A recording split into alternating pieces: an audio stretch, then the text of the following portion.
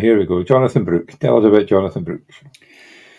He's an interesting guy. I was looking forward to him coming into the league because, as if you're watching, the highlights will show it all for itself.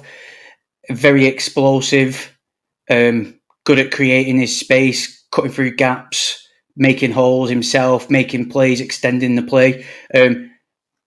We can't really talk... Well, we can talk about his positives because he's going to get healthy, hopefully, eventually. But the injury really was a gutter. Because especially last year, his pretty much his first year, because he sat behind the likes of Bijan and Rashard Johnson at Texas. Last year was his first year where he properly got the backfield to himself, and it showed it really. 187 attempts, 1,139 yards, 10 touchdowns, 25 receptions. So he's pretty much all-round back, really. He can catch it.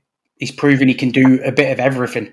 Like I said, the injury, though, is a big concern with the ACL coming into the league. So anyone who's really...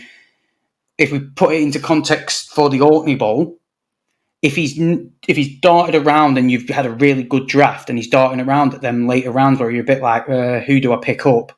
I'd 100% pick him up and stash him.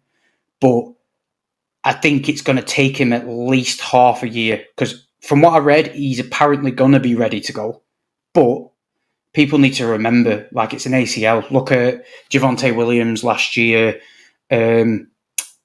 Who was it the year before? Was it Jonathan Taylor? Everyone jumped on the back of them and it took them forever to get going again. And like everyone was a bit like a season too early. So when it comes to OrkneyBowl, as we... Yeah, it does. Sorry, was that Johnny? Yeah, it does take a while to go over it. And obviously, if he didn't have the injury, he would have been a first-round pick. Oh, 100%. Because he's so good. 100%. Yeah, the ACL, it's just... Yeah, it's going to be tough. Yeah, because just look at that. You watch the highlights. A team that usually do run. Yeah, watch the highlights as we're talking. And you can see it all, can't you?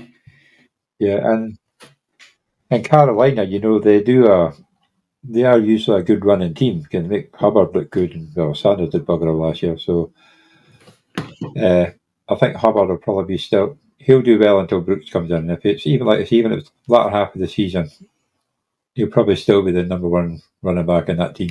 Well, if he gets going. If you look at if you remember last year with the Panthers, Miles Sanders started off okay. Hubbard came on better in the second half when he kind of took over the number one role. But none of them scream the talent of Jonathan Brooks.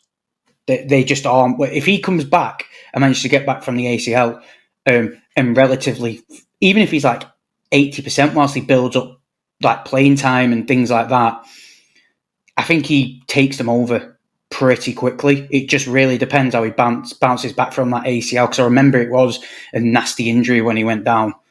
It looked nasty anyway, so you just don't like the extent of the damage, him as a person, to bounce back as quick as he can from that. But I think a player like him would really help Bryce Young out. So I think if we spin it into fantasy, I think he's landed in the best spot to get as much production out. So let's say he's fit to go this season. He could really propel himself into the top 10 of running backs by the time the season's done. Yeah, it's them receptions as well. Like he's you look at his stats, what you've nicely put together for us here, and it's like, look at his first 2 years and then look at his last year when he eventually got everything himself. OrkneyBowl right around, especially with the way you've constructed the OrkneyBowl, is really, you've got the potential to steal a guy like this, because a lot of fantasy players big brain too much stuff. Like we're talking about now, the injury, we're kind of big braining it, like instead of just looking at what he can do.